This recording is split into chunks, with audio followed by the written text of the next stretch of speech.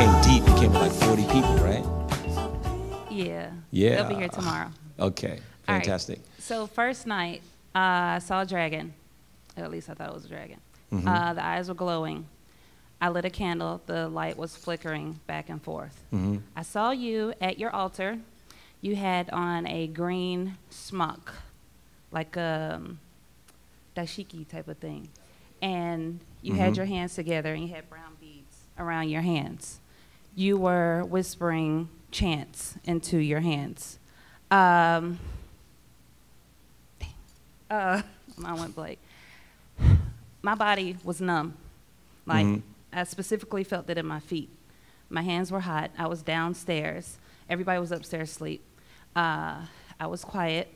And when I got up from it, because I did doze, when I got up from it, I went to go turn off all the lights and lock all the doors. And I was scared out of my mind. Why?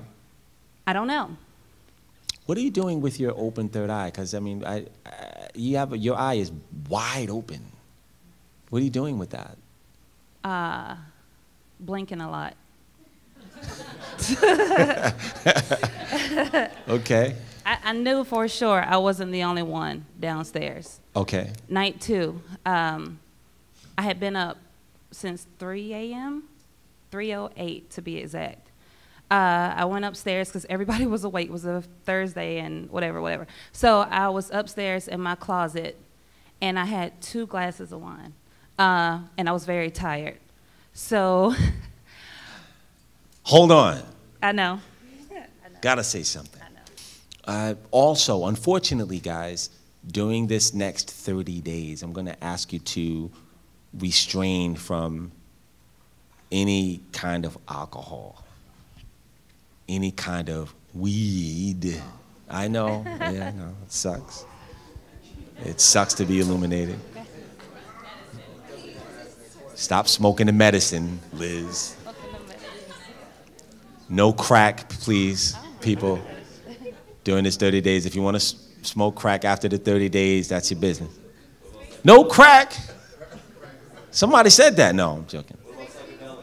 What about psychedelics? No. Nothing.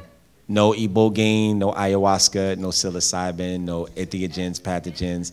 After that, that's your business. And I'm going to explain the reason why you want to do this is because you don't want to interrupt the streaming and the solidification of your kundalini process becoming immortal or semi-immortal. You don't want to block and mix those streams. I'm not saying that you can't go back to smoking weed, Liz. I'm just saying.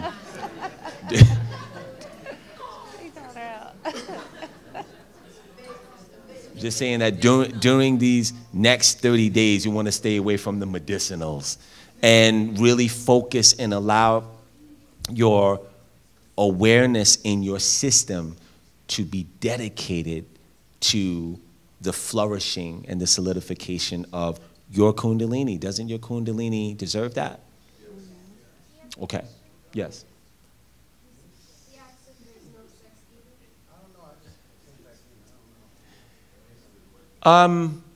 You can have, did you hear me say anything about sex? Just don't have any, I would suggest seriously not having any irresponsible sex. Casual sex is fine, but what I'm saying is if during this period, if you're going to go out and do a Bill Cosby or R. Kelly, I wouldn't suggest that.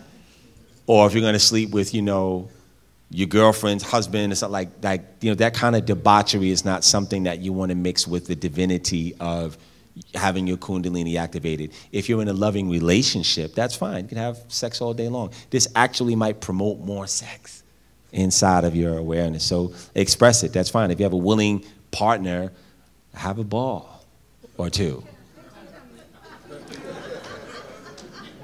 Yes.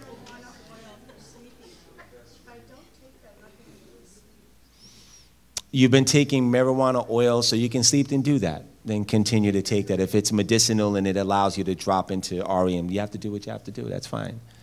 Okay?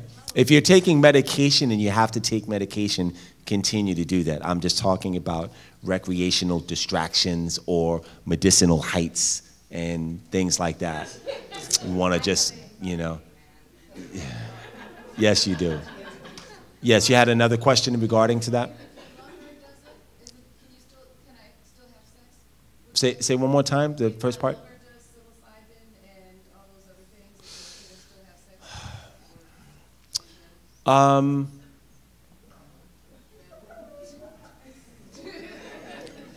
Here's the thing, right? So when there's an exchange of fluid, depending on how much, I mean, you know, only you can determine that. You can determine, you know, what the exchange rate is. And depending on the dosage of psilocybin, are they taking the heroic dose or are they taking 5 grams? What are they dealing with? They can take like an eighth. Okay, so an eighth is not going to. Okay, listen. A tab of acid and a sprinkle of turpentine. You know, it's really your call, but if it's something like that's going to mix and you're going to be pulled into that, again, you know, and like I said, that when you're out in hyperspace and you're dealing with that, why can't you wait until that's done? Or do you want to be pulled in hyperspace with her as a result of her, you know, I mean, is that what you're seeking? Okay, okay. Okay. It'll be worth it because it'll be very solid in you. A lot of people, when they get this, they choose not to be solid, and then they wonder why they can't manifest certain things that come with the ability because they haven't solidified it as much as they possibly could. All right. There you go. Right. There you go. Heroic dose. Right. You had another question? Just one quick question about multivite. Okay. Is it okay to use that energy crystal during this course of this kundalini experience? Sure. Yeah. Moldavite is fine. Moldavite, guys. So Moldavite is something. It's an asteroid, and Moldavite will actually pull your awareness into the cosmic. If it's something you can handle, that's fine. Yes. Go. All right, so second night, I saw you again, Okay. and there were big green leaves, and you pulled them over to peek through. I was like, okay, so what are you going to do? And I opened my eyes, and I realized it wasn't time to open my eyes yet. So I was playing that song. I sent it to you on Facebook. Black Coffee, I believe. So I was playing that song, and I had my candle lit. I looked off. I was in my closet, and I looked at a piece of clothing. It was an off-white shirt, and I saw elephant ears. So I was like, Lord Ganesha, are you my divine parent? The answer I got was, time will come. You'll know soon. So I closed my eyes back, regained my focus, and I saw you again. You opened the leaves. It was like big green leaves. You reached out your hand, and that's when I began to cry. And like the song cut off. The battery to my speaker died, whatever. It cut off, and it was quiet. It was just me and the candle, and it flickered only once that time. And I started purging, and then that's when you reached out both hands. And when you reached out both hands, I like literally grabbed hold. And I was just crying and crying and crying, and that was it. But with the location, Ricky, I heard last night, no matter where you are here. So that's what I got. Okay, that's powerful. And, you know, yes, the answer is yes. Okay. But you knew that already, right? Okay. Good. Next. It made me leave work. It made me get in the bed. I went to sleep. And when I got up, it started moving through me. I was jerking a lot, and then I started to do yoga. And after I did that, it made me get in the sitting position, and I was chanting Om. Then it made me get up and dance. So I'm dancing in front of, you know, my room, and I went into the living room, and I'm dancing in front of my husband. I'm dancing in front of my kids, and they're trying to figure out what's going on. I have a statue of Lord Ganesha was sitting on the shelf, and it made me dance in front of him and pick it up, and it had me doing mudras and kairas, I think it was, and put them on my heart chakra. And then it had me dancing some more, and it made me walk back into my bedroom and set him on my chest and dance a little bit more. So it was like all day yesterday. My hands are doing this, I'm dancing, I'm moving. I just had no control yesterday. Okay. But that was fine. Do you know who your spiritual father is? I'm assuming it's Lord Ganesha. Yes, it is. Okay. And one of the things that I would tell you is something I would like for you to do is get a ½ pound of turmeric or curry. And this is being told directly to you, all right? Okay. Get 8 coconuts and take both of your hands and coat the coconuts with the ½ pound of turmeric and curry and keep it on your altar. Okay. And then I'll be waiting to hear what happens in your life after that. Okay. Okay? Thank you. Okay, you're welcome. Peace. Peace! Right on. So for my second attunement, the highlight was there was an intense amount of heat in my body, up and down my spine. And hold on, I have to shout you out because I'm very impressed with, you know, how long have you been traveling here? Stand up. Today would be the 4th day. It was 3 Look days. at that, look at that, look at that. Traveling from San Francisco to get over here on Greyhound, the worst experience ever. But I made honor it. you. I honor you. It was meant wow. to be. It was Yes. definitely destined. I Absolutely. didn't even know anything about you in the first place, but yeah. Right. Anyway, everything's divine. Beautiful. Yes. Ashe. Ashe. So, yeah, so there was an intense amount of heat in the center, like up and down my spine, and I placed myself in the center of the earth, and there were bursts, like galactic bursts, I suppose. It was like starbursts or something, like to the left, to the right, all over, all around me, as I was like in the center of the earth. And that was that. I'll just name that one. And the third one, the third attunement, ooh, it was, I just kept arching my back a lot. My root chakra needed to be moved, like my kundalini or what have you.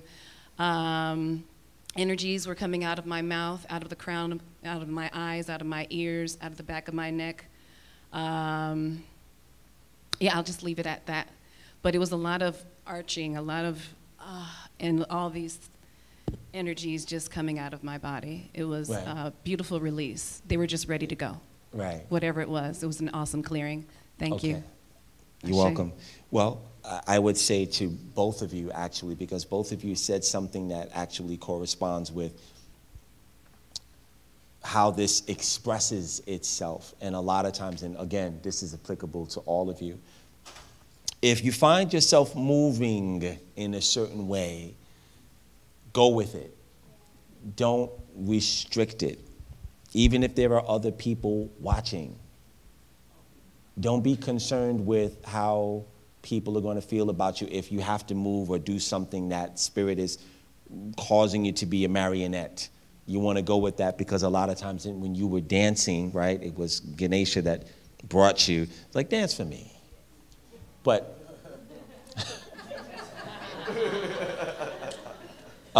wasn't like that. But the dancing actually and the movement of the body is what will allow you to access certain energies that you have not been taking advantage of, right? And with you, beloved, Gaia actually pulled you into the center so that you can express certain energies that she wants to express through you. And that is a great blessing, actually, because that does not happen a lot. So that's a beautiful thing. So you are a great catalyst or conduit that she uses, and this isn't something new, is it? No.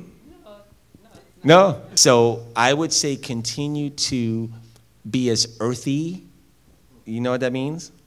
And organic. Spend a lot more time with the earth and eat natural foods, talk to the trees like I do. hug trees, you know, barefoot on the grass, roll around in the grass, and in the sunlight, you know. And it's very important that you maintain that connection, but maturate it even more. Now be conscious of it, because it's not happenstantical. You're actually a child of Gaia. Right, and that's very, very powerful. Ashe mo dupoya lafia. So make sure you take advantage of that. That's why she pulled you into her bosom. Absolutely. Well, you're not trying to stay grounded. You're actually a grounder, but it's important for you to maintain that, because you're symbiotic with Gaia, or Mother Earth, which is very powerful. Okay, so yeah, keep in contact with me and let me know these next things that are going to be happening. By the way, and I would say that during the next course of the next 30 days, all of you who have received the attunements, it's not a one-time thing. It's going to be like waves that will continue to wash into your life as feelings, events, bouts of gnosis, bouts of emotionality. So when you receive these attunements and you call them into your body, it's going to have a consequence that continues to reverberate into your life. So it's not, you know, it's something that I want you to continue to note and take dictation on. It's important. All right. Where are we now? Hero? Anybody here? Okay. Highlights, yes? Yes. Okay. Okay, with my first attunement, the sun was blinking at me. It was blink, blink, blink. And then a big reddish black cloud came out, and all these different orbs jumped out, and they were like in the trees and on the ground, just different colors, looking at me. And a couple of them came into the house with me, which I do this every day, so this was the first time they ever came into the house with me. Right, that's beautiful. The third attunement, I was sitting at the computer desk. I had called in all the Rikis, and I was looking for something to happen, and then all of a sudden I had this urge to look up, and on the ceiling there's this spot where the sun comes in through the window, and it started beating, and then it turned into like a crystal type. It was real crystal-y, like diamonds. And then it turned into a figure, and there was other things going on, but I couldn't really make it out because it was on the ceiling, and I had to hold my head up. Mm-hmm. So what time of day was this? Do you remember? this was 9 to 11, so it was like 9:30 or something like that. Mm-hmm. So. But this isn't the first time the sun has communicated with you, has it? Nope. Okay. I usually I'll go out every morning, and in the evenings I work out with the sun, but right. That was a little extra on, what's that, Thursday, Friday, and, no, Wednesday, Thursday, and Friday. Okay. Yeah. They were all more than usual. Well, one of the things that I would ask you to do is record that, and I want you to take in some more sunlight and talk to the sun more. And what I would like for you to do is project your awareness into the sun.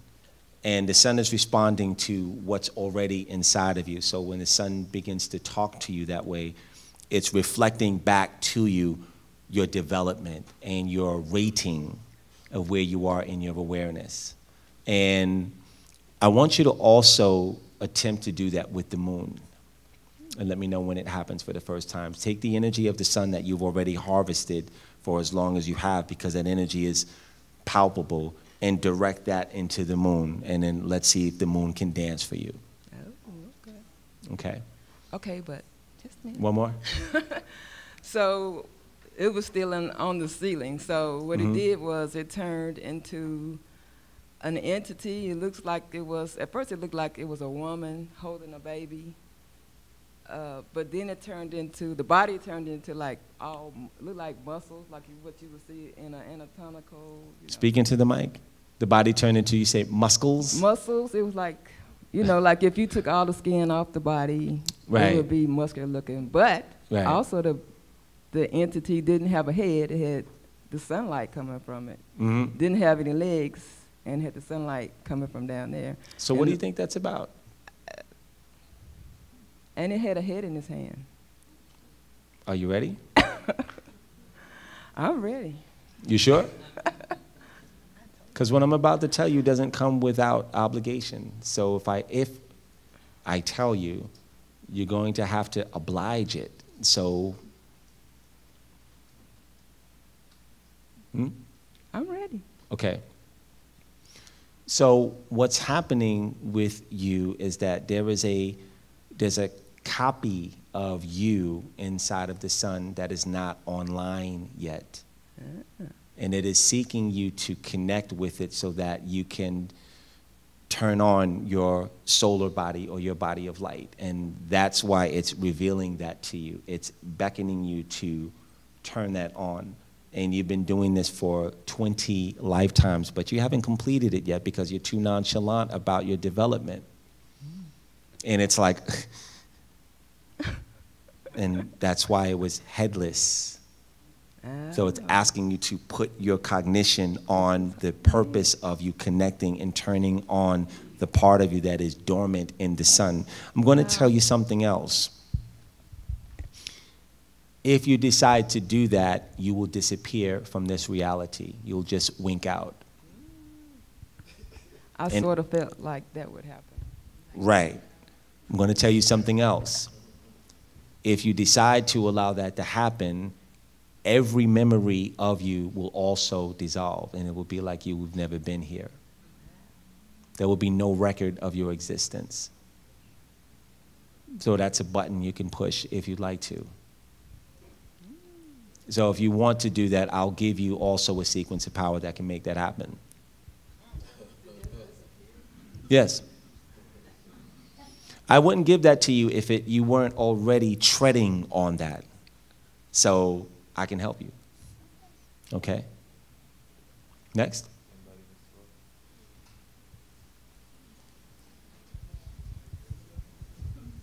You could, but once you take the picture and she decides to do that, that picture, there won't be anything in the picture.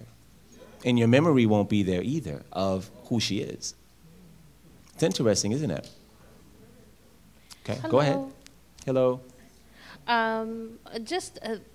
You know, pretty much the same as far as like how everybody has been experiencing. But my question was, with my attunements, all of them, I felt for me a great amount of pressure. It's okay. It's all right. Take your time. It's a beautiful thing. Express it. Your soul is confirming what has happened, and that's why you're having this reaction. It's a beautiful thing. That's what I was asking, because I've just been, I don't know, it's just purging everything from the heart and from the throat to the point that I was like literally being choked. Mm-hmm. And I don't see things, but I feel things very intensely. And I'm sorry. No, don't be sorry, please.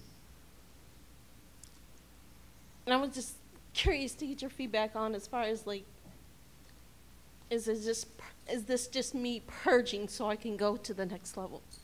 Yes. Purging is an important part of.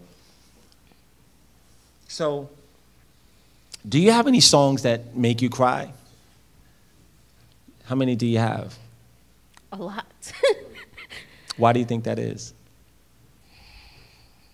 They're either memories of things. Right. So what you've chosen to do, what's your name?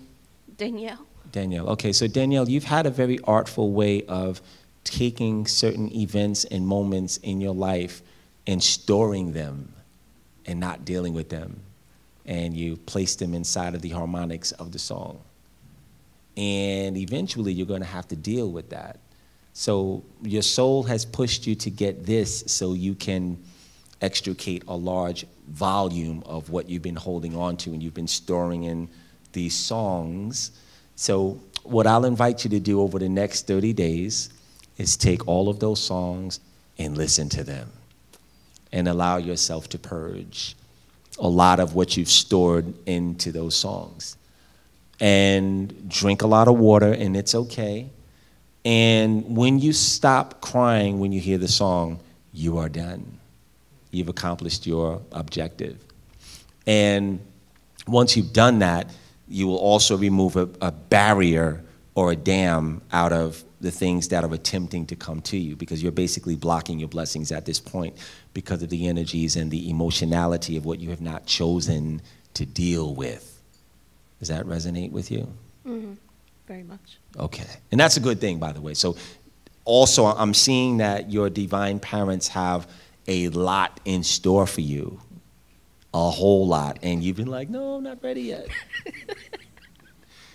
One of the things that I can tell you, and I shared this as an example, I went to a pancake house, and this couple came in with their little daughter. The daughter she was beautiful, and they tried to put her in a high chair. She wasn't having it. And she was crying, and she would not get into that high chair. And the parents looked at each other like, oh, damn. And they couldn't enjoy the meal together. So the mother had to take the little baby. She was about maybe 2 years old. And Liz was there with me. We had breakfast. And I laughed. And I said, wow, this is deep, because this is what happens with divine parents. They take you out of it, and they want to expose you to something that you could possibly enjoy, which is a major blessing, but your perception hasn't matured to the point where you can enjoy it, so you rebel against it, and you push it away, and your divine parents say, okay, they're not ready for this yet. So they'll go away and wait for you to grow to a point where you can appreciate the value of what it is that they've attempted to bring into your life before. You get it? So by doing this exercise and purging all of this out of you, you're going to feel a lot you're going to feel a lot lighter, number one, and number two, your divine parents will begin to start to funnel those blessings that you've withheld for a long time into your life, and it's going to be a great thing. Don't forget about me, though, when all of this stuff comes in. You know, you can share some of it with me. I will. Okay? I'm good, I'm good. Good. All right, the first attunement, I heard some men talking to me. I don't know what language they were speaking or nothing like that. But I didn't understand the language. Then I can hear like drums. I don't know what that was. And it's like I can feel like the inside of my body. And it felt like somebody was stabbing me with something in the side. I don't know what that is either. And I started to feel and hear like my circulation going through my body. That was strange. Like you can feel like your blood going through your veins and stuff like that. You felt the energy of your lymphatic system? Right. Yeah. And that was it. Okay.